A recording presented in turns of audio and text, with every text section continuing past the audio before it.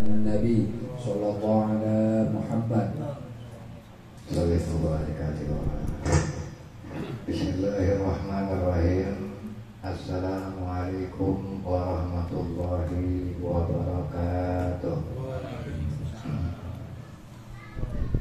Alhamdulillahilladzi an'ama ni'matan liman wal Islam wa asyhadu an la ilaha illallah wahdahu la syarika lah wa asyhadu anna Muhammadan abduhu wa rasuluh la nabiyya ba'dah. Allahumma shalli wa sallim wa barik ala sayyidina Muhammadin wa ala alihi wa sahbihi ajma'in, amma ba'du. Alhamdulillah, puji beserta syukur marilah sama-sama kita panjatkan kehadirat Allah Subhanahu wa taala yang telah memberikan kepada kita nikmat sehat, hidayah dan taufiknya sehingga kita bisa kembali hadir dalam rangka mengkaji mentadabburi isi daripada kandungan Al-Qur'anul Karim. Insyaallah akan kita bahas yaitu surah Al-Imran ayat ke-142. Dan begitu juga salawat beserta salam tidak lupa marilah kita curahkan kepada Nabi kita Muhammad sallallahu alaihi wasallam. Para bapak yang saya hormati dan mudah-mudahan Allah memuliakan. Di dalam ayat ini Allah Subhanahu wa taala berfirman, "A'udzu billahi minasyaitonir rajim. Am hasibtum an tadkhulul jannata wa lamma ya'lamillahu alladzi jahadu minkum wa ya'lamu as-sabirin." Am hasibtum, apakah kamu mengira an tadkhulul jannah, akan masuk surga, wa lamma, padahal belum ya'lamillah, Allah mengetahui, alladzina, orang-orang jahadu yang berjihad, minkum di antara kamu, wa ya'lama, dan juga belum Allah mengetahui as-sabirin, dan orang-orang yang sabar di antara kalian. Nah, jadi di dalam tafsir ini saya selalu mengatakan bahwa sesungguhnya iman itu innal imana laysa mujarradu kalimatun taqulu hakadha. Jadi yang namanya iman kalau kita sarawi itu bukan cuma perkataan demikian seperti amantubillah, saya beriman kepada Allah, bukan cuma perkataan, baru dan akan tetapi bahkan labudda ma tajribatul tasbih annakum utitu wa najih kamu berfitnah. Akan tetapi yang namanya keimanan itu yaitu harus dia merupakan pengalaman penetapan bahwa sesungguhnya kita diuji dan kita berhasil melalui ujian tadi. Nah, itu namanya keimanan gitu. Jadi keimanan itu bukan cuma kita mengatakan saya beriman, tetapi kita sudah melalui proses ujian daripada Allah Subhanahu wa taala gitu. Dan juga saya selalu mengatakan wal fitnah, dan fitnah itu dia imtihan, merupakan ujian. Maka dengan demikian pala tasawuf, jangan kita berpikir sesungguhnya masalah itu akan berlalu dengan mudah dan cukup kita dengan mengatakan nahmilu da'watul haq, kami adalah orang yang membawa dakwah kebenaran. Nah, cukup begitu gitu. Akan tetapi apa? Jika kamu terbukti, jika kamu benar di dalam perkataan kamu, maka kita harus menjadi apa? Menjadi contoh, menjadi uswah ketika apa? Ketika kebenaran itu lemah. Wal haqqu hina yakunu qawiyan bahwa la yahtaju ila uswah. Dan kebenaran itu enggak membutuhkan ketika dia kuat bahwa maka dia enggak membutuhkan namanya uswah. Bahkan kalau terkait masalah keimanan, maka kebenaran itu membutuhkan uswah, membutuhkan teladan. Nah, jadi misalnya nih, kenapa terkadang kita ngomong sama orang kurang tapi didengar, ngomong sama orang kurang tapi diterima, kebenaran seolah-olah nggak kuat disampaikan. Karena apa? Karena nggak ada contoh, nggak ada uswahnya. Nah, sementara Rasulullah Shallallahu Alaihi Wasallam Kenapa Islam itu bisa sampai kepada kita sekarang? Kenapa sampai sekarang bisa sampai Islam itu? Karena yang membawa Islam itu adalah Rasulullah Shallallahu Alaihi Wasallam yang merupakan uswatun hasanah, merupakan tauladan yang terbaik. Rasulullah ketika memerintahkan sedekah kepada sahabat, Rasulullah paling dulu. Maka di dalam hadis Rasulullah mengatakan, Ana awal wajibin alama amartakum bih. Aku adalah pelaksana pertama atas apa yang aku perintahkan. Dan begitu pun ketika Rasulullah Shallallahu Alaihi Wasallam mengajarkan kita untuk sabar melalui ujian, maka Rasulullah adalah orang yang paling berat diuji oleh Allah, begitu. Dan itu merupakan apa? Merupakan satu pembuktian agar menjadi uswah buat kita, agar kita bisa menjadi sahabat sebagaimana Rasulullah Shallallahu Alaihi Wasallam juga dulu pernah sabar. Dan ayat ini juga mengajarkan kepada kita atau menerangkan kepada kita bahwa yang namanya surga itu ada harganya, dan harganya itu nggak murah, begitu. Harganya itu nggak murah. Salah satu diantaranya surga itu meminta yang namanya pengorbanan, surga meminta yang namanya jihad, surga meminta kepada kita kesungguhan dan kerja keras. Satu sekarang contoh lah, kita tahu oke lah kita udah nggak berperang seperti di masa Rasulullah, atau kita nggak berperang seperti di Palestina, ya kan? Tetapi kan yang diminta dari kita terutama apa? Pertama, ada nggak kita pengorbanan? Yaitu apa? Mengorbankan sebagian waktu kita untuk menuntut ilmu misalnya. Ketika udah menuntut ilmu, maka pengorbanan selanjutnya kesungguhan mengamalkan dari ilmu tadi. Dan kadang-kadang kesungguhan mengamalkan ilmu juga nggak ringan, kadang-kadang juga butuh kerja keras. Nah, ya kalau misalnya kita pengen mengharap surganya Allah, ya lalui proses itu. Pertama cari tahu dulu ilmunya, yang kedua amalin ilmunya tadi, dan mengamalkan ilmu, Pak, itu lebih berat daripada ngajinya. Kalau ngaji tinggal datang setiap seminggu sekali, benar ya.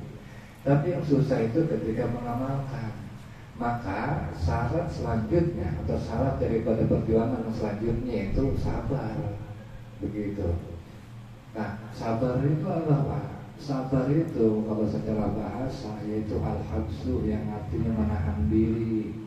Nah, lantas menahan diri dari apa? Nah, dalam hal ini ulama membagi kepada tiga. Yang pertama, sabar untuk tetap taat sama Allah. Sabar menahan diri untuk tetap taat sama Allah. Kayak misalnya nih, istiqomah ngaji, berusaha untuk istiqomah itu merupakan berusaha untuk sabar, taat tetap kepada perintah Allah, yaitu menuntut ilmu. Sholat nggak ditinggalin, maka itu termasuk kategori sabar untuk tetap taat sama Allah. Dan yang selanjutnya, berusaha sabar terhadap ketentuan Allah yang dirasa pahit, yang dirasa nggak enak, ya kan? Oke lah, misalnya Allah tentukan kita susah, maka kita harus tetap sabar. Maksudnya gimana? Jangan mentang-mentang susah menjadikan kita apa? Boleh mengambil hak orang, boleh maling duit orang, nggak begitu. Tetap sabar dalam kondisi susah. Yang ketiga, sabar daripada maksiat. Nah, makanya di dalam tafsir ini dikatakan apa? Wa ya'lam as-sabirin, kan gitu. Agar nyata bagi Allah siapa orang yang berjihad di antara kamu, dan nyata bagi Allah siapa orang yang sabar. Nah, kalau menurut Quraisyihab itu huruf waw itu biasanya kan kita terjemahkan kan apa? Maknanya dan. Wah itu kan artinya dan. Namun oleh sebagian ulama mengatakan bahwa waw di sini diterjemahkan bersama. Maka arti atau terjemahan daripada ayat Quran Al-Hasibtum yaitu, apakah kamu mengira akan masuk surga padahal Allah belum mengetahui hakikat jihad kamu yang menyatu dengan kesabaran kamu. Benar nggak lo jihad sambil sabar? Karena apa, Pak? Karena masalahnya kekalahan kaum muslimin di perang Uhud bukan karena mereka nggak jihad, cuman semangat jihad mereka nggak menyatu dengan kesabaran. begitu. Yang seharusnya siapa? Yang seharusnya prajurit yang ada di Bukit Pemana itu harus tetap berada di Bukit Pemana. Tapi ternyata apa? Ternyata mereka apa? Nggak sabar untuk taat terhadap perintah Rasulullah untuk tetap berada di Bukit Pemana. Ya kan? Begitu juga mereka nggak sabar terhadap apa? Terhadap harta ghanimah. Karena dia pikir kalau misalnya gua nggak ngambil, maka gua nggak kebagian harta ghanimah. Akhirnya apa? Turun semangat jihad kalau nggak dibarengi dengan sabar tadi. Akhirnya apa? Ketika orang-orang yang berada di Bukit Pemanah turun, maka Khalid bin Walid mengambil kesempatan ini, muter dari belakang. Posisi Khalid bin Walid berbalik ada di Bukit Pemanah. Akhirnya apa? Ya enak bagi Khalid bin Walid tinggal mana-mana yang ada di bawah. Dan inilah yang menyebabkan terjadinya kocar-kacir di kalangan pasukan Islam ketika di perang Uhud, dan penyebabnya mereka nggak sabar begitu Pak. Makanya ini kan sabar ini Pak merupakan bagian daripada proses yang memang kita perlu pegang bahkan dalam menjalani hidup ini. Karena kan yang sejatinya Pak, ajaran Islam semuanya itu adalah sejatinya bagaimana kita bisa berproses hidup ini dengan baik sesuai dengan tuntunan Allah dan Rasul, bukan bagaimana kita mendapatkan hasil yang terbaik menurut kita. Coba sekarang kita renungin aturan-aturan Islam, masalah dagang misalnya. Yang Allah atur dalam masalah dagang, bagaimana kita sabar untuk nggak ngurangin timbangan, bagaimana kita bisa sabar untuk apa? Nggak berbohong atas barang yang kita jual. Itu kan diajarkan apa? Proses. Kalau masalah hasil nanti urusan Allah. Yang penting bisa nggak kita menjalani atau sabar menjalani proses tadi. Atau contoh seperti ketika Allah Subhanahu wa Ta'ala menasihati Nabi Musa ketika diminta untuk menasihati Fir'aun. Apa kalau kata Allah? Ketika Nabi Musa mau menghadap Fir'aun, Allah bilang waqula lahu qawlan layyina. Kalau kata Allah, hai Musa, belum menghadap Fir'aun, maka nasihati dia dengan qawlan layyina, perkataan yang lemah lembut. La'allahu yatadzakkar wa yakhsha. Mudah-mudahan kalau lu berkata lemah lembut, dia sadar, dia takut. Logikanya apa? Kalau misalnya kita mikir, kalau ngadepin Fir'aun, ya enggak, disuruh berkata lemah lembut, itu kan berat. Kenapa? Ini Fir'aun udah keterlaluan, kesalahannya udah bukan main, dia ngaku Tuhan. Tapi Allah masih berpesan kepada Nabi Musa berkata dengan perkataan yang baik. Begitu. Dan bahkan kita kan semua sama-sama tahu, ya kan, bahkan Allah tahu lah. Ketika Allah nyuruh Nabi Musa nasihatin Fir'aun, Allah kan udah tahu bahwa Fir'aun mah nggak bakal dengar, bahwa Fir'aun mah tetap aja kafir. Tapi apa kata Allah? La'allahu yatadzakkaru aw yakhsha. Mudah-mudahan Fir'aun kalau mendengar kamu nasihat dengan lemah lembut, mudah-mudahan dia sadar, mudah-mudahan dia takut. Nah, kenapa Allah kok bilang mudah-mudahan? Padahal Allah udah tahu bahwa Fir'aun gak bakal beriman, dia mau nasihatin bagaimana juga. Tapi perkataan la'allahu yatadzakkaru aw yakhsha, mudah-mudahan dia sadar, mudah-mudahan dia takut. Ini perkataan yang apa? Supaya memotivasi Nabi Musa untuk nasihat, untuk tetap semangat nasihatin Fir'aun dengan cara yang baik. Kalau masalah beriman gak beriman itu urusan Allah. Tapi tentu ketika berproseslah dengan baik. Kenapa Allah mengajarkan Nabi Musa menasihati orang yang sudah sangat zalim dengan nasihat yang lemah lembut, Pak? Karena kalau kata Sesarawi, menasihati orang itu sama saja mengeluarkan orang daripada kenikmatan. Karena maksiat yang dilakukan adalah kenikmatan bagi dia. Maka ketika menasihati orang sejatinya mengeluarkan mereka dari kenikmatan. Nah, kalau misalnya kita menarik mereka dari kenikmatan dengan cara kasar, udah pasti ditolak mentah-mentah. Maka perlu seni bagaimana nasihat yang baik, ya kan, nasihat atau mengeluarkan orang dari maksiat, orang bisa terima. Ya udah, caranya nasihatin dengan baik. Nah lantas ketika kita sudah berproses dengan baik, masalah hasil ya udah terserah Allah.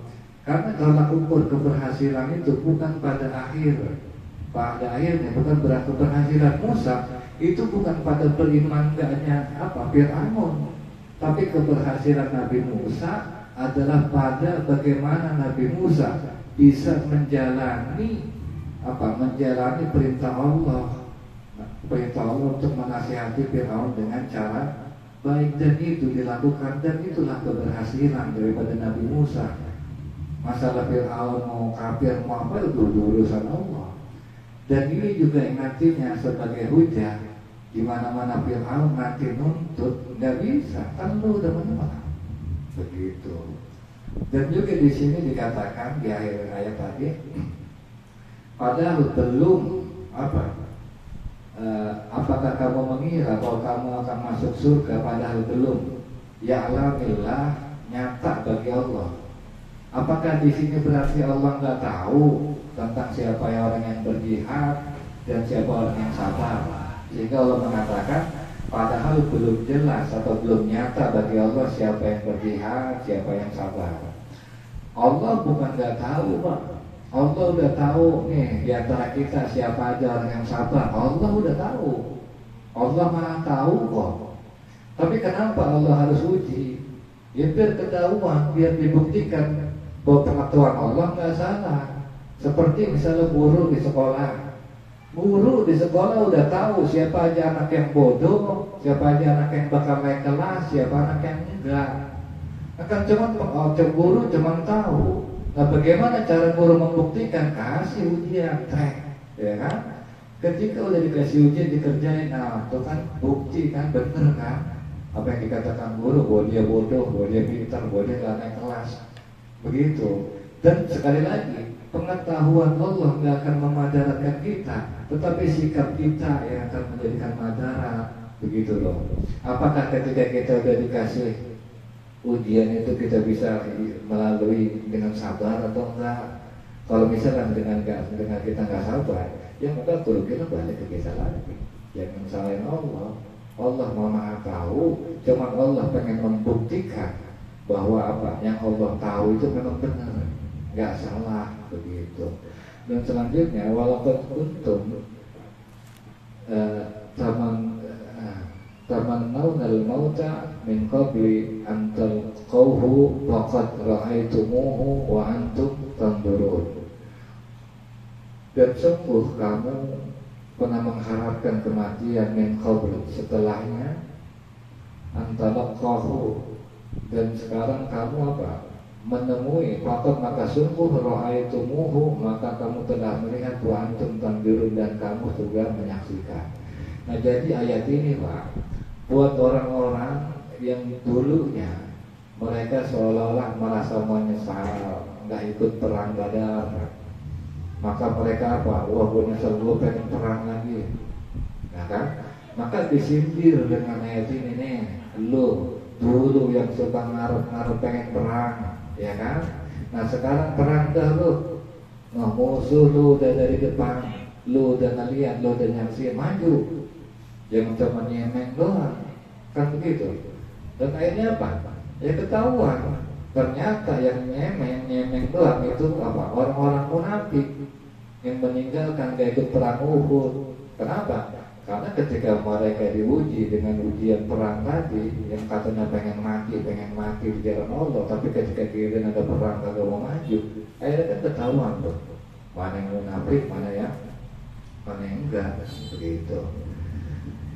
Dan juga ayat yang terakhir, wa ma Muhammadun illa rasulun qad khalat min qablihi rusul apa in mata aw qutila qalabtum ala aqabikum wa man yanqalib ala aqibaihi falan yadurrullaha syai'a wa sayajziyallahu syakirin. Wa ma Muhammadun, dan tidaklah Muhammad itu illa kecuali rasulun, hanya seorang rasul, qad khalat min qablihi rusul, yang telah mendahului sebelumnya rasul-rasul yang lain. Apa in mata, apakah jika mati au qutilan atau terbunuh in qalabutum ala aqabikum, apakah kalian akan berbalik ke belakang?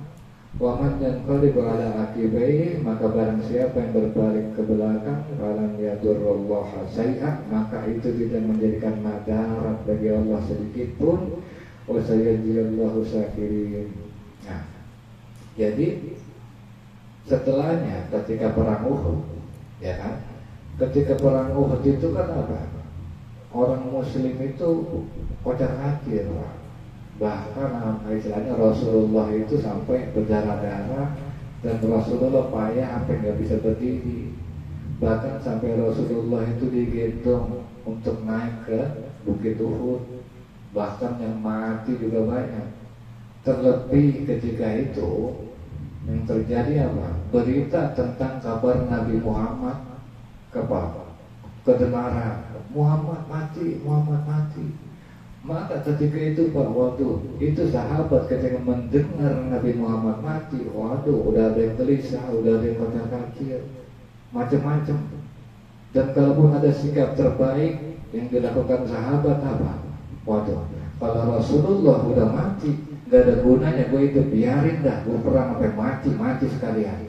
Ada yang bisa sampai sehebat itu. Ada juga yang timbul dia rasa takut. Yang jelas apa? Berita kematian daripada Rasulullah itu membuat orang-orang dan pasukan beriman ketika itu.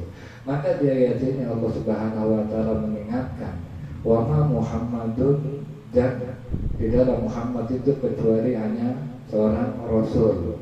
Qad khalat min qablihi rusul, yang mana dia telah didahului oleh rasul-rasul sebelumnya. Nah, di dalam tafsir ini saya mencoba menjelaskan, kita mengetahui bahwa sesungguhnya Rasulullah ismuhu awalan huwa Muhammad, itu nama pertamanya adalah Muhammad. Walahu, dan baginya ismun tsani, ada juga nama yang kedua arafnahu, yang kita tahu dari Quran itu wajah fil Injil, yang dari Quran dan juga datang dari Injil, yaitu yang bernama huwa Ahmad, sebagaimana di dalam ayat surat As-Saff, wa idz qala Isa bin Maryam, dan ingatlah ketika Isa bin Maryam berkata, ya Bani Israel, wahai Bani Israel, inni Rasulullah, sesungguhnya aku adalah utusan Allah ilaikum, kepada kamu, musaddiqan bima baina yadayya min Taurata wa mubasysyiran bi rasulin ya'ti min ba'di ismuhu Ahmad, yang membenarkan apa yang ada di tangan kamu dari Taurat, dan memberikan kabar gembira dengan seorang rasul yang akan datang min ba'di setelahku ismuhu Ahmad, namanya Ahmad. Nah, sementara waqad warada ismuhu Muhammad, sementara telah disebutkan bahwa nama Nabi Muhammad SAW Muhammad di Al-Quran, di dalam Al-Quran itu sebanyak berapa kali? Sebanyak 4 kali, begitu. Sebagaimana di dalam ayat ini, wa ma Muhammadun illa rasulun qad khalat min qablihi rusul, itu. Ada juga wa kana Muhammadun aba ahadin min rijalikum, atau juga di ayat lain dikatakan walladzina amanu wa amilus solihati wa aminu bima unzila ala Muhammad, dan juga di ayat lain Muhammadun Rasulullah walladzina ma'ahu asyiddaa'u 'alal kuffari rahama'u bainahum, gitu. Artinya nama Ahmad di dalam Al-Quran sekali dan Muhammad itu ada 4 kali.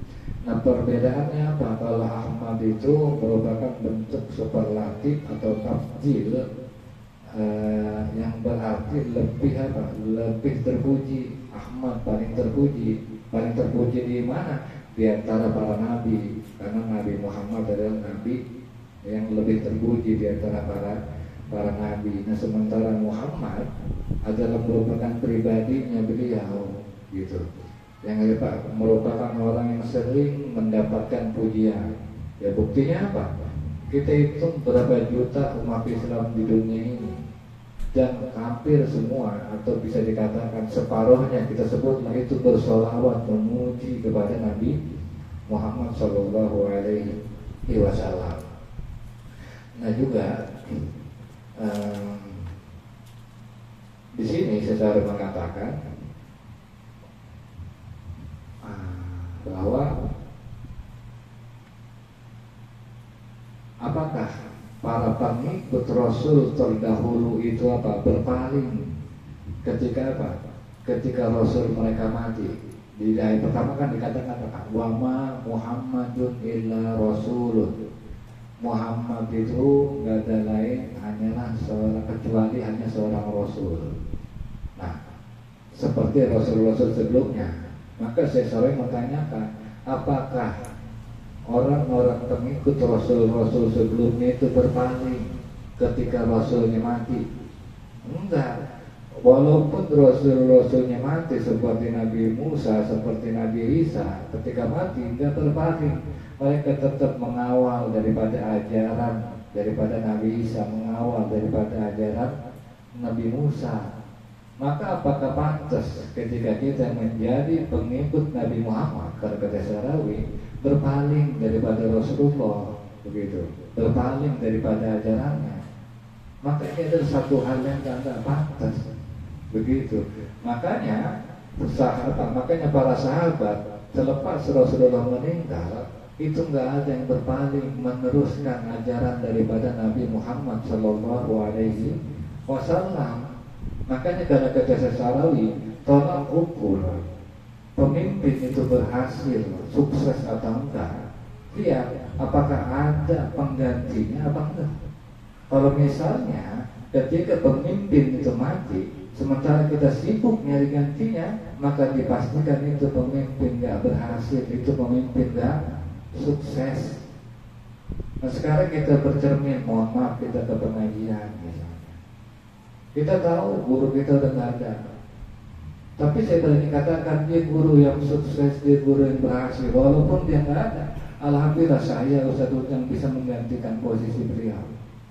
Dan itu merupakan ciri sukses kalau kata Sarawi, pemimpin yang sukses ketika dia bisa meregenerasi penggantinya. Dan benar saja selepas Rasulullah SAW meninggal, maka yang menempati posisi atau menggantikan Rasulullah adalah Abu Bakar. Makanya khalifah itu artinya kan khalifah itu artinya yang di belakang. Maka ketika dikatakan khalifah, artinya yang di belakang, yang menggantikan Rasulullah, yaitu siapa? Abu Bakar. Setelahnya siapa? Umar yang menggantikan Abu Bakar. Makanya semua itu dikatakan Khalifatul Rasul. Abu Bakar itu dikatakan Khalifatul Rasul, penggantinya Rasul. Bukan mengganti dalam arti posisi kenabian, bukan, tapi melanjutkan daripada ajaran Nabi Muhammad Sallallahu Alaihi Wasallam.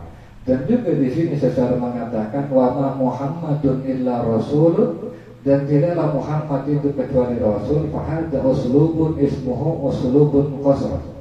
Maka ini merupakan uslub atau gaya bahasa di dalam Al-Quran yang dinamakan uslub qasr. Innahu subhanahu wa ta'ala, sesungguhnya Allah subhanahu wa ta'ala yang suruh Muhammad dan ala risalah, membatasi Nabi Muhammad atas risalah. Fa'idha kusira Muhammadun sallallahu alaihi ala risalah, maka jika dibatasi Muhammad atas risalah, fahadha yani inna ba'dal mu'asyirina, sesungguhnya sebagian orang yang sejaman dengan Nabi itu adalah itu meyakini inna Muhammadan akbar, itu lebih besar min rasulin wala yamut, maka enggak mati. Nah sebenarnya ini adalah istimewa, merupakan uslub qasr, di mana Nabi Muhammad itu dibatasi. Maksudnya apa? Nabi Muhammad sama kayak nabi-nabi yang sebelumnya. Nabi Muhammad gak lebih istimewa dalam arti mentang-mentang Nabi Muhammad istimewa, Nabi gak bakal mati, tetap sama Nabi mati. Nah ini merupakan usul qasr yang membatasi bahwa Nabi Muhammad tetap ada batas umurnya, tetap Nabi Muhammad ada pasti bakal wafatnya. Maka dibatasi, disadarkan oleh Allah kepada para sahabat. Makanya di sini saya Sarawi sedikit bercerita tentang Umar bin Khattab hina mata Rasulullah sallallahu alaihi wasallam, ketika Rasulullah sallallahu alaihi wasallam wafat. Antaqala rihabin ketika Rasulullah menghadap kehadiran Allah Subhanahu wa taala, yaqul Umar bin Khattab berkata, "Wallah, demi Allah, ma mata Rasulullah sallallahu alaihi wasallam." Demi Allah, tidak mati Rasulullah sallallahu alaihi wasallam, wala yamutu hatta yaqta'u aidi unasin. Tidak, dan Rasulullah tidak mati sehingga berhasil memotong tangan manusia dari kalangan munafik semuanya, arjuluhum, dan juga kaki-kaki mereka. Berkata begitu, Nabi Muhammad gak mati, Nabi Muhammad gak akan mati sebelum motong semua tangan-tangan orang munafik dan motong semua kaki-kakinya. Itu yang dikatakan daripada Umar bin Khattab. Saking gak terima tentang kenyataan daripada bahwa Nabi Muhammad SAW meninggal. Maka apa? Fayanti Sayyidina Abu Bakar, maka batang Sayyidina Abu Bakar fayaqulu berkata, "Man kana ya'budullah," maka barang siapa yang menyembah Allah, fa innallaha hayyun la yamut, maka sesungguhnya Allah Maha hidup dan gak akan mati. Wa man kana ya'budu Muhammad, akan tetapi barang siapa yang menyembah Muhammad, fa inna Muhammadun qad mata, maka sungguh Nabi Muhammad telah wafat. Wa ta'ala, dan juga qaulihi ta'ala, dan juga membaca kepada ayat Quran. Maka Abu Bakar membaca kepada ayat Quran, "Wa ma Muhammadun illa rasulun qad khalat min qablihi rusul, afa in mata aw qutila qalabtum ala aqabikum, wa may yanqalib ala aqibaihi falan yadurrullaha shay'an wa sayajziyallahu asy-syakirin." Faqala, maka ketika sudah mendengar ayat itu berkata Umar bin Khattab, "Falaka anni," maka seolah-olah saya lam aqra'aha illa yaumaidin, tidak pernah mendengar ayat itu kecuali hari ini. Dalam kata Umar sadar, oh iya benar, Rasulullah sama seperti Rasul-Rasul sebelumnya, bahwa Rasul juga ada waktunya, ada batas umurnya, sadar. Maka apa? Summa inna Umar, maka sesungguhnya Umar ba'da'an bayar al-muslimuna Abu Bakr bi khalifatu, maka ketika umat muslim membaiat Abu Bakar, qala, berkata Umar, amma ba'du, adapun setelah ini, fa inni qultu lakum amsi maqala, maka sesungguhnya aku mengatakan kepada kamu kemarin maqalah tentang kenyataan bahwa Rasul tak mati itu, wa inna halam takun kama qultu, sesungguhnya demikian itu tidak benar apa yang aku katakan. Wa inni, dan sesungguhnya aku, wallah, demi Allah, ma wajadtu, aku tidak menemukan maqalah lati qultu lakum fi kitabun anzalahu, sesungguhnya aku tidak menemukan apa yang aku katakan itu di dalam kitab Allah, dan juga aku tidak menemukan fi ahadin ahdihi rasul, dan aku juga tidak menemukan apa yang aku katakan itu pada perjanjian aku dengan Rasulullah. Walakin kuntu arju, akan tetapi aku mengatakan demikian, yaitu enggak menerima kenyataan itu karena arju, aku berharap an ya'isu Rasulullah sallallahu alaihi wasallam, aku berharap Rasulullah sallallahu alaihi wasallam hidup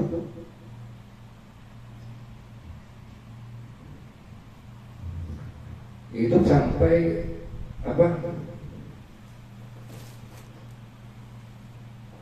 hidup lebih lama dan mati paling akhir di antara kami.